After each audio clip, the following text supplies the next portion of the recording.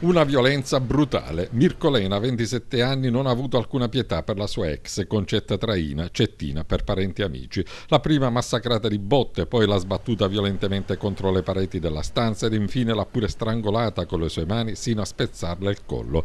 Particolari emersi dall'autopsia effettuata nella camera mortuaria dell'ospedale San Giovanni di Dio di Agrigento dal medico legale Giuseppe Ragazzi di Catania, incaricato dalla procura.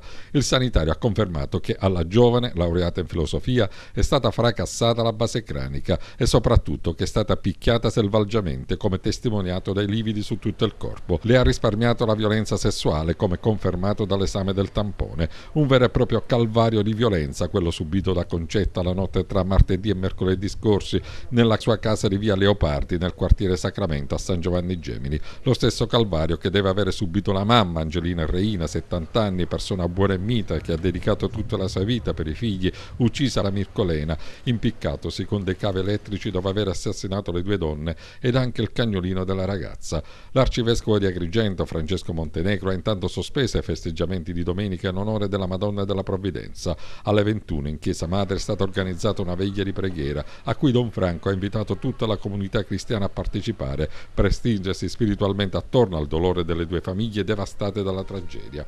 Anche l'amministrazione comunale di San Giovanni Gemini, presieduta dal sindaco Carmelo Panepinto, ha annullato la tradizionale fiera e proclamato il lutto cittadino in occasione dei funerali. A celebrare nella chiesa madre la messa per le due donne uccise sarà l'arciprete Don Luca Restivo e probabilmente in contemporanea Don Francesco Baldassano celebrerà i funerali di Mirko Lena nella chiesa della Madonna di Fatima nel quartiere del Sacramento, dove vi è l'abitazione teatro della tragedia della follia.